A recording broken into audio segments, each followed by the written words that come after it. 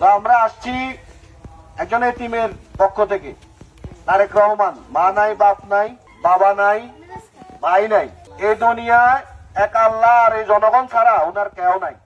উনি দীর্ঘ 17 বছর এই দেশে থাকতে পারে নাই, আসতে পারে নাই। তারপরও উনি বিভিন্ন সময় দেশের মানুষের কথা চিন্তা করে স্থানীয়ভাবে যে নেতৃবৃন্দরা রয়েছে ওনাদের মাধ্যমে যতটুকু পারে অতটুকু আপনাদের সেবা খেদমত করার চেষ্টা করেছে। বন্যাকালীন সময়ে, করোনাকালীন সময়ে আপনাদের কাছে কিছু হইলেও ত্রাণ সহযোগিতা বিএনপির পক্ষ থেকে আসছে। যদিও আমরা ক্ষমতা আসি নাই, তারপরও যতটুকু পেরেছি করার জন্য চেষ্টা করেছি। তো আগামী যে সংসদ নির্বাচনে জনাব আবুল খায়ের ভূঁইয়া এই আসনে ধানের শীষের প্রার্থী তারেক রহমান সাহেব উনাকে মনোনীত করেছেন। আপনারা যদি ইনশাআল্লাহ ধানের শীষে ভোট দেন, তারেক রহমানের প্রথম পরিকল্পনা হচ্ছে মহিলাদের জন্য।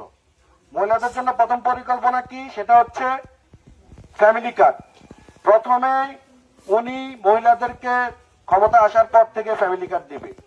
এরকম একটা ফ্যামিলি কার্ড দিবে, সবার হাতে হাতে এরকম একটা ফ্যামিলি কার্ড থাকবে। এই ফ্যামিলি কার্ডের মালিক হবে মহিলারা।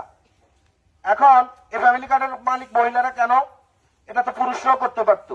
তারেক রহমান মহিলাদেরকে সবচেয়ে বেশি মূল্যায়ন করেন এবং মনে করেন যে এই ফ্যামিলি কার্ড দিয়ে যে টাকাটা পাবে, এই টাকাটা মহিলারা সর্বপ্রথম মহিলাদের কাছে কোনো টাকা পাইলে সে কিন্তু তার সন্তানের কথা চিন্তা করে।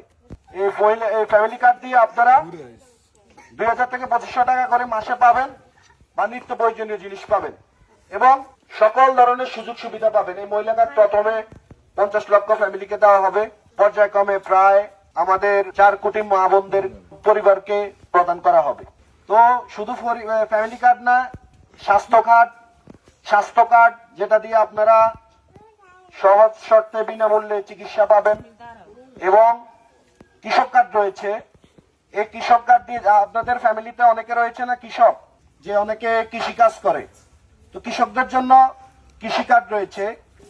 এরকম একটা কৃষি কার্ড হবে কৃষকদের জন্য। এই কৃষি কার্ডটা দিয়ে আপনারা সহজ শর্তে একটা ঋণ নেওয়া যাবে। বিভিন্ন সময় কিন্তু যারা কৃষক তারা লোন নেওয়ার ক্ষেত্রে অনেক কিছু লাগে, কিন্তু এই কার্ডটা দিয়ে সহজ শর্তে ঋণ নিতে পারবেন। এবং কৃষকরা যারা কৃষি কাজ করে, ধরেন একজনে কিন্তু গৃহপালিত পশু গরু পালন করে, উনিও কিন্তু এক ধরনের কৃষক। তো সহজ শর্তে সার, বীজ বা যন্ত্রাংশ যা যা আছে সকল কিছু কৃষক কার্ডের মাধ্যমে পাবেন।